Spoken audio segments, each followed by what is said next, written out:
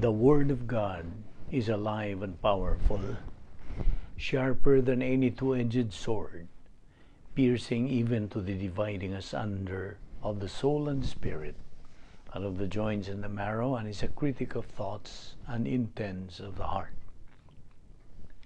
All Scripture is God-breathed and is profitable for doctrine, for reproof, for correction, for instruction in righteousness, that the man of God might be mature, thoroughly furnished unto all good works.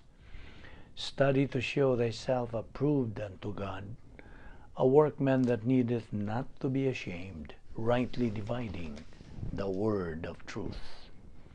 Preach the word, be ready in season and out of season. Reprove, rebuke, exhort with great patience and instruction.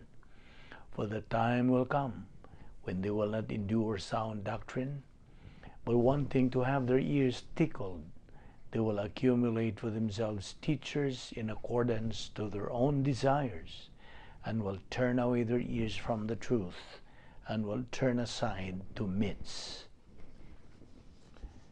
Let us take note of this, that we live in a day where biblical truth is considered hate speech, even among those who profess Christ. It is loving to tell the truth, no matter how much it may hurt the hearers. Always give yourselves fully to the work of the Lord, because you know that your labor in the Lord is not in vain. As we labor in the Lord faithfully, we wait patiently on the Lord, who makes things grow. I am the light of the world. He that followeth me shall not walk in darkness, but shall have the light of life. For I know the thoughts that I think toward you, saith the Lord, thoughts of peace and not of evil, to give you an expected end. For I am not ashamed of the gospel of Christ, for it is the power of God unto salvation to every one that believeth, to the Jew first, and also to the Greek. For therein is the righteousness of God revealed from faith to faith, as it is written, the just shall live by faith. Your word is a lamp unto my feet and a light unto my path. And the gospel must first be preached to all the nations. And my people who are called by my name humble themselves and pray and seek my face and turn from their wicked ways, then I will hear from heaven, will forgive their sins, and will heal their land. My son, do not forget my teaching, but let your heart keep my commandments. For length of days and years of life and peace they will add to you. How happy are those who hear the word of God and obey it. The next few moments are devoted to silent prayer. You have the privacy of your priesthood, the option of rebound, gikinahanglan ang imong paghingalan sa imong mga sala. Sala sa una-una, sala sa dila, sala nga makita, overt sins, kining tanan mahimong babag sa atong pagtuon sa pulong sa Dios. They are a stumbling block. It will block our concentration on the teaching of the Word of God. So let us use the principle of 1 John 1:9. If we confess our sins, God is faithful and just to forgive us our sins and to cleanse us from all unrighteousness. So after you do that, you will be filled with the Holy Spirit, and you are in fellowship with God, so you can continue now the opportunity of studying God's Word today. In preparation, therefore, for our study, let us pray.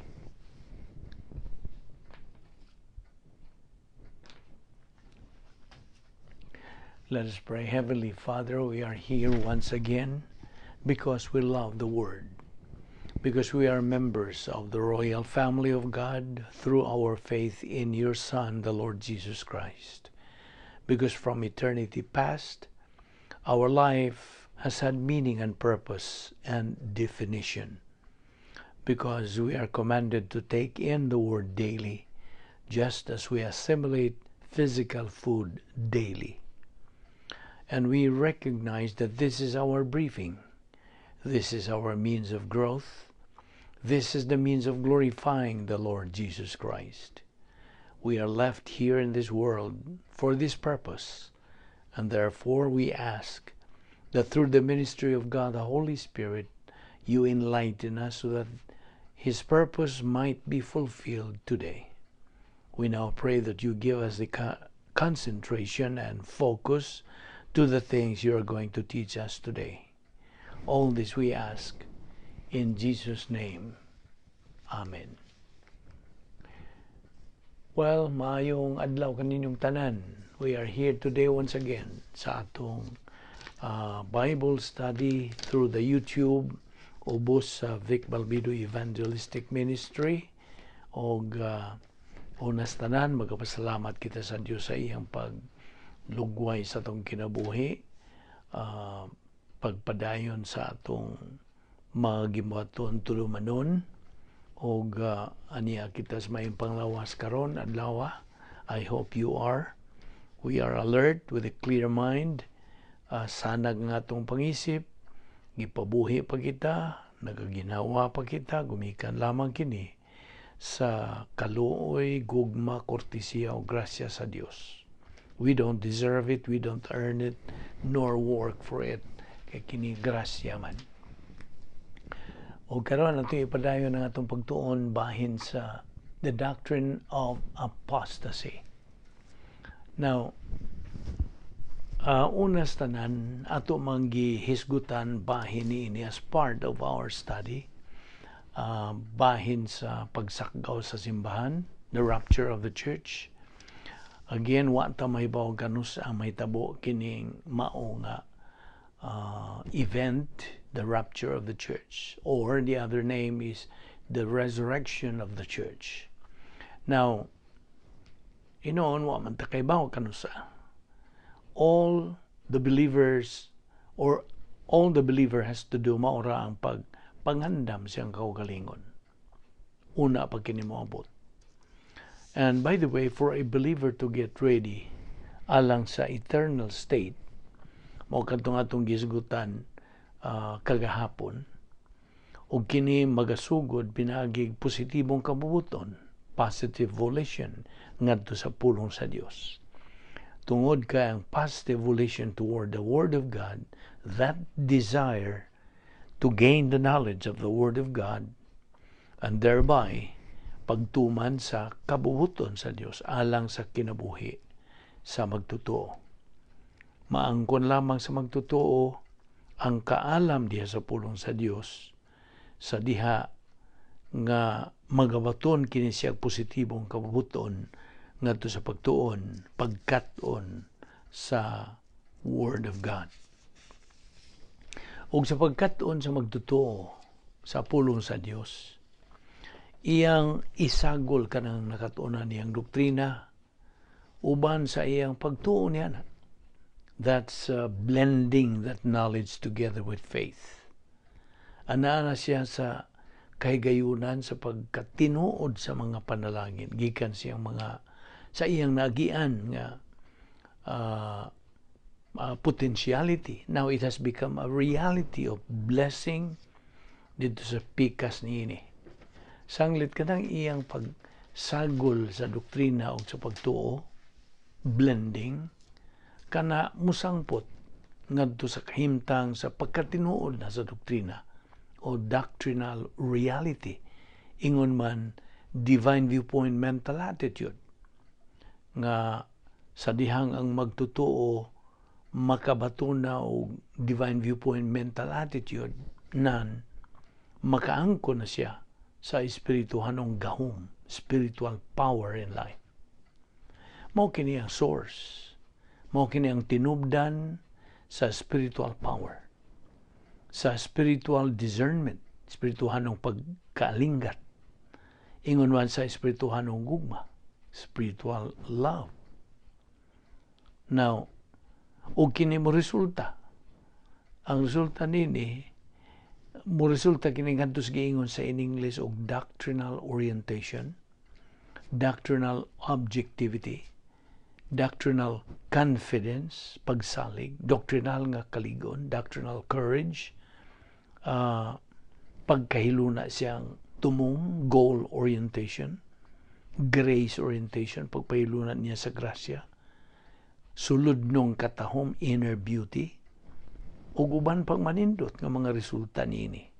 Laki pagyud sa iyang pagkaokupado sa doktrina ug sa control thought life, bahwit ang magtutuo nagasibog sa unahan siyang pagtuman sa tanang mga tulumanon sa face to life, panginabuhing Kristohanon, sod sa ikaduhang bahin sa plano sa Dios. Pinaibaw naman ka si review, doon ay tulo ka ang hinunta bahin sa plano sa Dios. Ang una, kaluwasan, salvation, o niyang ikaduha, human maluwas ang usa ka tawo, mutuo kang Ginoong Kristo, ana na siya sa phase 2. Phase 2 is believer in time. O ang phase 3 mo na nang pagbiya na niya ning kalibutan na, kuhaon na siya sa Dios o muuban na siya sa Dios sa eternidad. That is phase 3. Okay? Now, sa laktod nga pagkasulti, ang magtutuo nga nagapadayon sa pagbuhat ni ining maong mga tulumanon, agigtuman niya sa pag-execute sa protocol plan sa Dios sa iyang kinabuhi. Kining magtutuuha nga atong gisgutan dinhi, dili gyud siya magpabalda o pagpalinga sa iyang pagdupot siyang pagtuon sa pulong sa Dios. Kaya gipunting ra gyud sa unahuna sa maong makugihon, matinud-anon o malaho tayong magtutuo mao ang iyang tumong, ang iyang pagkabot sa paghimaya sa Dios ug sa iya na unyang pagdungog sa famous accolade, "Well done, good and faithful servant. You've been faithful on the few things. I will make thee ruler over many things. Enter thou into the joy of thy Lord." Mao kanay klases magtutuo, the kind of believer who is fulfilling, nagatuman sa kabubuton sa Dios alang siyang kinabuhi. And thereby, fulfilling, completing sa divine viewpoint purpose, Diyos nung katuyuan siyang kinabuhi. Mao'y hinungdan nga si Satanas, ang arch enemy of God, will do anything to get a believer distracted gikan sa pulong sa Dios. Maningkamot gyud niya si Satanas sa pagbalda ug paggamit sa tanan niyang mahimo sa paglinga, mahimo sa paghunong sa magtutuo sa pagsibog sa unahan sa iyang kinabuhing Kristohanon. Busy pagayo kini si Satanas sa pagpangitang paagi aron lamang iyang mababagan ang nagatubo og hamtong espirituhanon nga magtutuo. Just like he will use anything to get an unbeliever distracted from the gospel. Tumong ni Satanas sa pagbabag sa dili magtutuo, an unbeliever, nga dili kini makadungog sa maayong balita sa kaluwasan, ngano man. Do you know why? Nga dili siya buot nga makadungog sa gospel ang unbeliever, ang di magtutuo. Diba kang tungod kay si Satanas, miserable man. And do you remember the principle of this? Misery loves company. Miserable. Ug alaot, ug makaluluoy manggod kini si Satanas, and that's why he wants unbelievers to be miserable like him. Likewise sa mga magtutuo. But niyang miserable pod ni sila sa ilang kinabuhing Kristohanon. Mao nang mitunga ka ng maong popular nga prinsipyo, misery loves company. Ang yawa, dili buot nga makadungog o makadawat sa maayong balita sa kaluwasan ang mga unbelievers. Sanglit na ibaw man siya nga kung mudawat sa kaluwasan ang di magtutuo, anto kini siya mudangat sa langit og labihan niya sa pagkasina niya Kaya di naman siya makaanto dito. Kung kaya naibaho man kini si Satanas pag-ayo nga, wa man siya laing padulngan, he has no other place to go than the lake of fire. Nagiandam sa Dios alang kaniya ug sa iyang mga demonyo.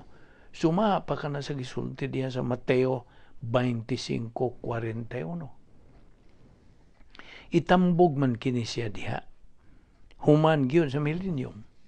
Nga mabasa nato diha sa pinadayag Kapitulo 20, versikulo 10, na nagaingon sa in English, and the devil that deceived them was cast into the lake of fire and brimstone, where the beast and the false prophet are, shall be tormented day and night, forever and ever. Again, Satan wants as many people, kung mahimo ang tanan, which is imposible sa mahitabo because of man's volition. Di man niya dani ang tanan. Kung mahimo, madani, malingla niya ang kinabag-ang duot sa katawhan ngadto padong sa kalaglagan. Eternal destruction. Tungod sa prinsipyo, misery loves company. Kung sa ato pagong sultiyas binisaya, ang paghalaot mahigugmaon o mga kauban. O sa inato pag yung pagkasulti, ang paggalaot, buot o kauban. Sakto ba ang binisaya?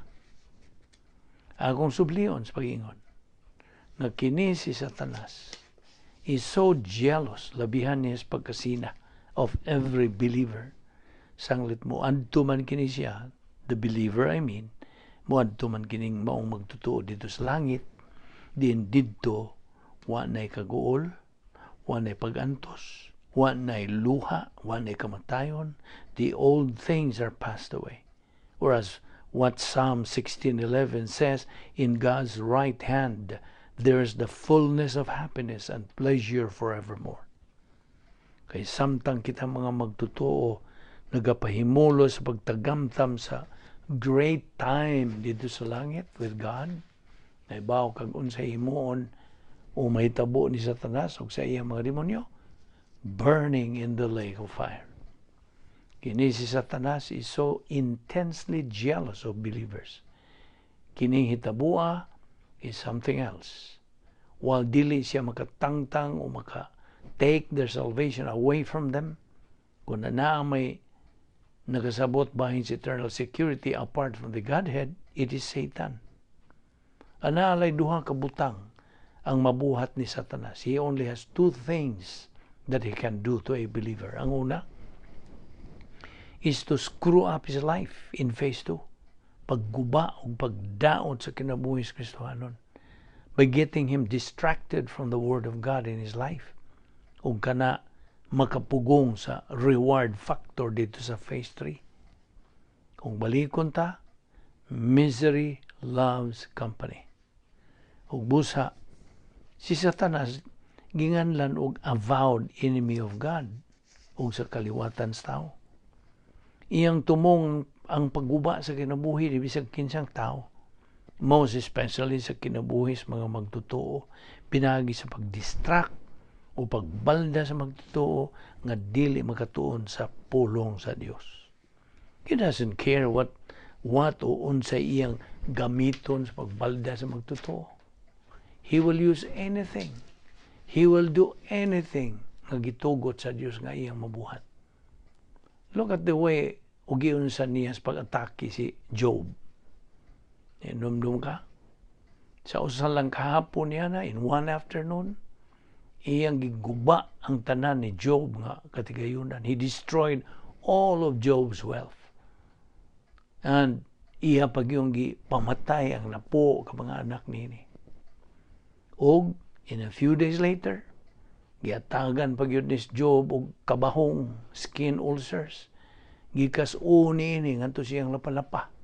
Og miingon ni Satanas ngadto sa Dios og Ginoo, kung imong itugot nga pamtangan ni Job ining mga mutanga, di na kini siya mo panalangin kanimo. He won't bless you. Nagpasabot nga muhunong na kini siyang simba kanimo. And of course, the issue to Job was, will the satanic attack going to get him distracted? Makabalda ba kaniya siyang pagpadayon sa pagtuon sa pulo sa Diyos? You see? Is Satan going to be effective? Is Satan's theory about you right? No, it wasn't. Sayop si Satanas bahay ni Job. He was wrong about Job. Tangtanga ang iyang mga kauswagan, take his prosperity away, and he will turn on you. Talikod, umubiya kini siya kanimo. Dili na kini siya musimba kanimo, di na kini siya mahigugma kanimo, o di na ni siya mutahod kanimo, o di na ni siya mo function with doctrine anymore. Satan was wrong bahay ni Job. What a believer's objective o tumong niya diha sa phase 2 sa plano sa Dios mao ang pagsiguro nga sayo usab kini si Satanas about any other believer. Ayaw gyud pagpabalda from the Word of God. Ayaw. Kasabot ka? Ayaw ug ayaw.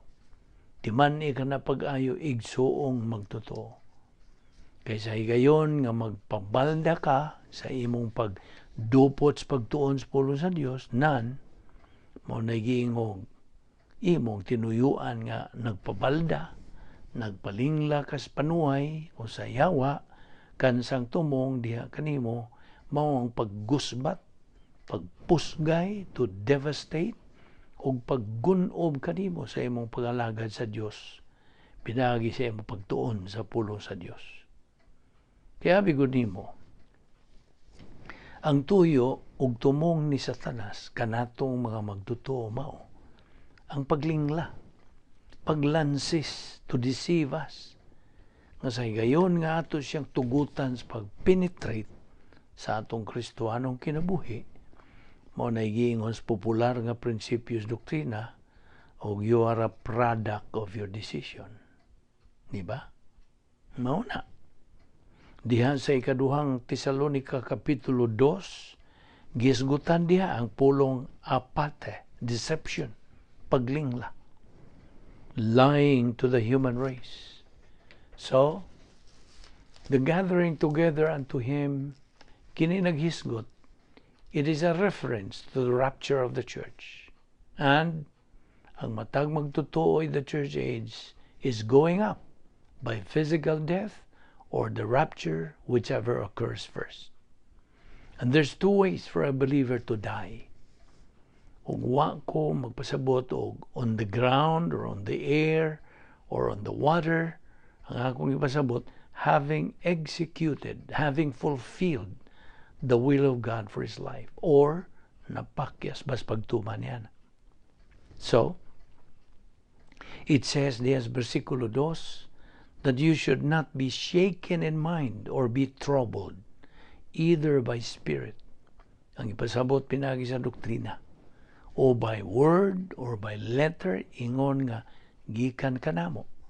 Kay niya itong higayuna nagpakalat o nagsabwag man sila mga mini nga doktrina, false doctrines, stating na kadtong mga gipakalat nga mga false doctrines gikan kuno ni Pablo. Paul was teaching this kuno, and they were lying. Baka katong tanan. They were, kung karon pa ng panahon they were fake news. O ganiya ang sud, content of it nga, sumala pa nila that the day of Christ is at hand. Now, ang the day of Christ din is a reference to the time sa dihang si Kristo mo take over sa pagdumala. Rulership din is kalibutan at the second advent. Revelation 19:11 through 21. So ano yung tubag? Beginning at verse 3, let no man deceive you by any means. Well, the first thing kinahanglan nimong masabtan about the first part of versikulo 3, mao, ang pulong let does not belong here. Ana kinis gitawag tag aorist active subjunctive third person singular. Mao kini gitawag og prohibitive imperative.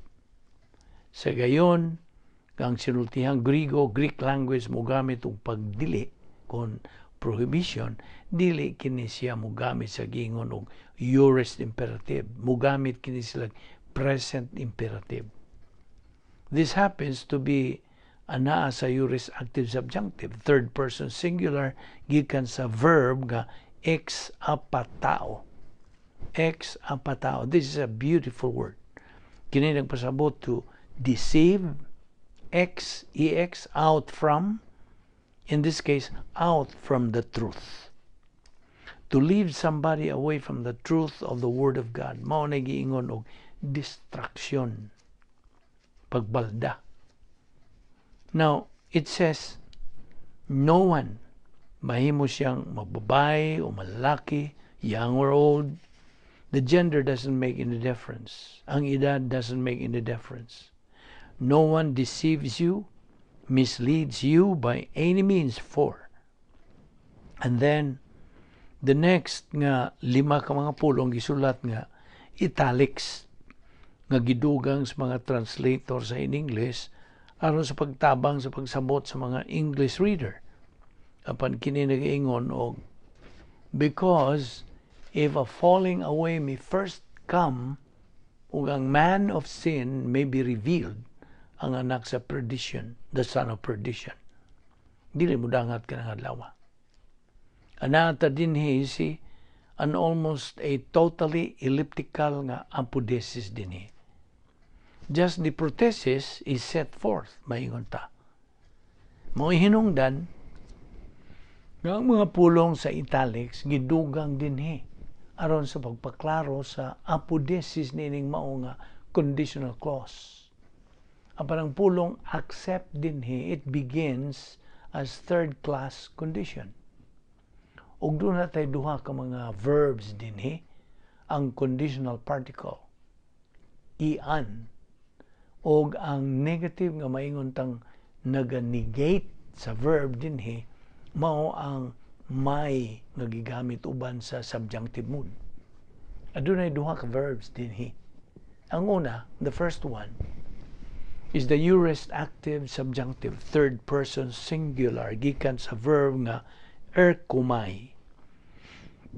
Kini nagkanayon og if. Sabi din saya, kun. If a falling away first may not come. Now, the falling away, here's the feminine negative singular, ug tan-awa ang noun nga niya dinhi, apostasia. The origin o sinugdanan sa pulong apostasy. Okay? Apostasia. Ug kung imong hinumduman ang kahulugan nining maong pulong, stasia, kini noun kini. Stasia is a noun nga nagkahulugan og to stand, pagbarog. Apo nga nagkahulugan og away from. It's the origin nining mao nga pulong nga verb aphisteme. Og busa atong makita nga ang pulong aphisteme producing apostia is the origin ni ining pulonga. The noun nga nagagikan sa verb og it is a reference dinhi ngadto sa worldwide apostasy nga nagalakip sa negatibong kabubuton niadto mga dili magtutuo toward sa God consciousness. Mao kani una. Ikaduha, ang negatibong kabubuton sa dili magtutuo ngadto sa maayong balita sa kaluwasan. O ikatulo, the negative volition of some believers ngadto sa pulong sa Dios. They are standing away from the Word of God. Manay buti pasabot.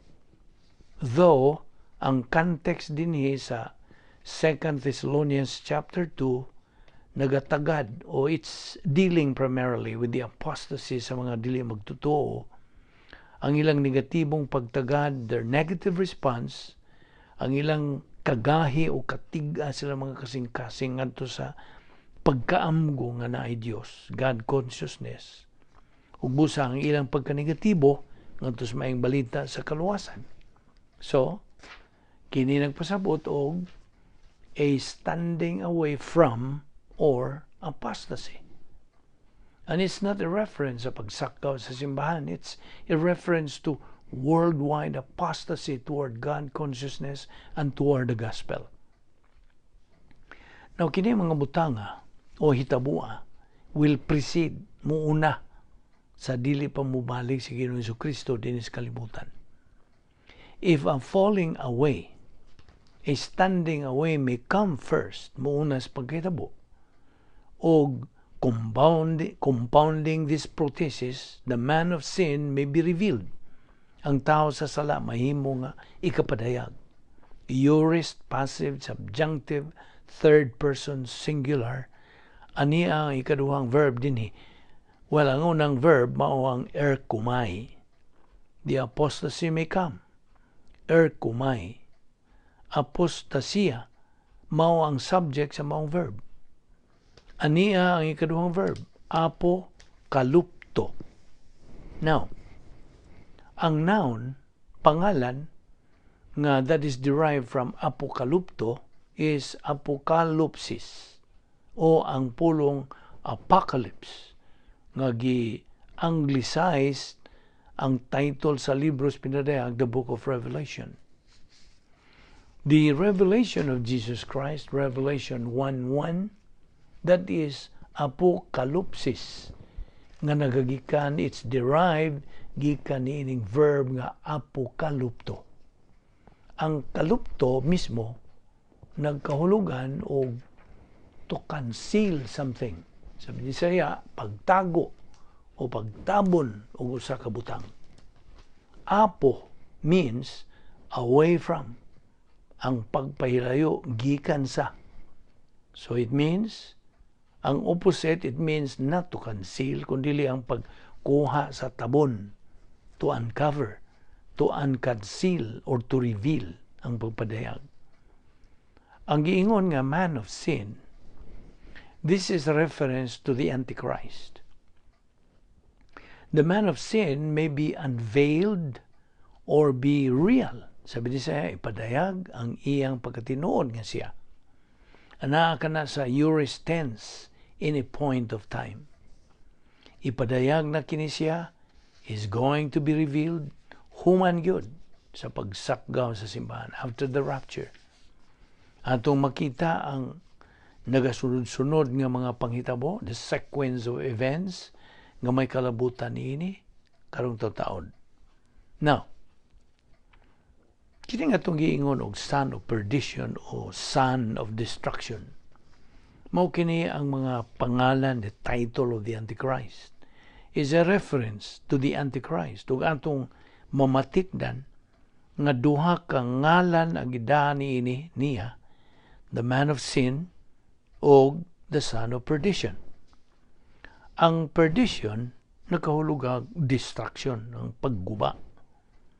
Gitawag kini siya the son of destruction gumikan sa negatibo niyang tagad ngadto kang Kristo ug siya gitawag og the man of sin. Sanglit magpatuo siya, he will claim to be God, mupatuo siya nga siya kuno ang Diyos. Now, there is no greater sin, nagyoy mas labang pangsala than for man to attempt sa pag-isa siyang kaugalingon, to exalt himself in the stand in the place of God. Kining maong Antichrist is going to be the very embodiment of the quintessence of evil. Ingnon tag, mao ni siya kinahingpitan sa pagkadautan. That's why he is known, pinagi ni duwa niya ka titulo o pangalan, ingon man, ilado kiningingan lang uban pang mga pangalan. So gitawag kini siya the man of sin o the son of perdition or destruction. Ug sa panahon sa tribulation, panahon sa kasakitan, mupatuo siya nga siya mao ang Dios. Ug mulingkod niya siya sa templo sa Dios, agig padayag ug pagpatuo lagi nga siya kuno ang Dios. He is going to claim to be God. Mubalhin siya gikan siyang posisyon sa pagkakaroon din sa kalibutan. Mo-claim siya karong panahon to be the vicar of Christ. That is, siya kuno ang direkta nga tinugyanan, the direct representative of Christ on the face of the earth. Ang atong gisgutan din ni maong Papa over there sa siyudad sa Vaticano. The 109 acres over there just north of the Tiber River, diha sa Roma. Anaa sa amihan ng bahin sa Roma, diha sa Italian Peninsula. Hari kini siya sa usa ka political empire nga nagtakuban, who is concealed nining kulto, nining religious system nga gisgutan diha sa libros pinadayag Kapitulo 17, ug moabot ang adlaw nga tingali ka ng nagalingkod diha sa trono sa maong pundok, mao kana siya ang Antichrist. What a kaybaw? Kung mantay way of knowing ug mao bagyod kana siya ang gitumbok nga gidudahan sa mga Kristohanon. Pero I don't think mao gyud na siya ang ilang gitumbok.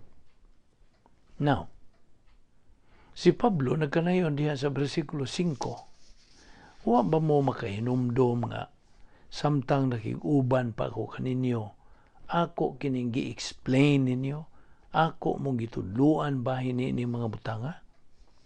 Now sa verse 6, and now you know, karon nahibaw na kamo, ana ka na sa perfect tense sa verb nga eido, E-I-D-O. You have known in the past, uban sa resulta you still know it, that is, you believers in Thessalonica, if you still remember sa doktrina nga gitudlo samtang diha pa ko man kaninyo. Mao kini ang perfect tense sa verb eido. Ang pulo nga eido, E-I-D-O, it says time sequence. Kaniadto, karon, ug umaabot pa, past, present, and future.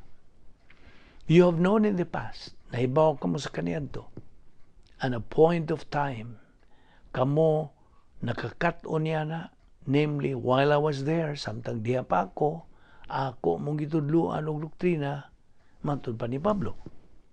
Ug kung inyo ka nang gi-retain, anaa pa ka na, nagpabilin diya sa frontal lobe sa inyong kardiya, sa inyong kasing-kasing. Sabi nimo, ang perfect tense usa kini ka completed action in a point of time sa kaniadto in the past. Uban sa resulta nga nagpadayon kini karong panahona, it's continuing at the present time. Ang gisgutang present time dinhi mao ang present time sa pagsulat. They still should retain ni ining maong nahibaw-an nilang doktrina. Siya miingon nga inyo kining mga butang nga nakatunan, uban sa resulta nga, you still know those things if you retain that knowledge. O niya, miingon siya, mo kini ang inyong nakatunan. What withholdeth that he might be revealed in his time? Alright, now, unas tanan, ang pulo nga what dinhi, right, it doesn't occur. The word withholdeth dinhi ana sa present active participle neuter accusative singular gikan sa usa ka verb. It's actually a participle nga gigamit dinhi substantively. If there's literally you have known, inyo nakatunan uban sa resulta nga inyo pa kanang nahibaw-an, the one withholding, the verb here does not per se need to withhold. Let us have a better translation ini. Nagpasabot kini to suppress or to restrain. Dinhi lang una kita kutob sa atong pagtuon ini, atong ipadayon kini. Ugma. So sa sunod nga higayon, nga magauban usab kita. Ako kang gidapit sa pagpadayon, sa pagsubay sa atong series nga pagtuon. Kung nakita nagadupot sa pagtulunan nga giuluhan og the Doctrine of Apostasy o sa imong pagpadayon sa pakiguban ni atong Bible study ubos sa Vic Balbido Evangelistic Ministry, ana sa kay po nga mga pagtulunan din atong gipanginaot nga ikaw mga padayon to continue in our spiritual momentum, kay kini man ang paagi nga kita maka tubo, makapatubo sa atong kalag sa pag-assimilate more doctrine from the teaching of the Word of God. Na ato kininggi angkon, we claim this as God's grace provision. Mag-ampo ta. With your heads bowed and eyes closed, let us spend the closing moments of our service today describing salvation. Describing that which the unbeliever does not have or is not aware of.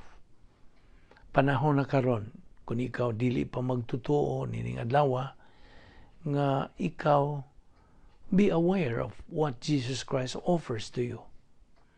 Iyang gitanyag ang kinabuhing wala na'y katapusan, eternal life.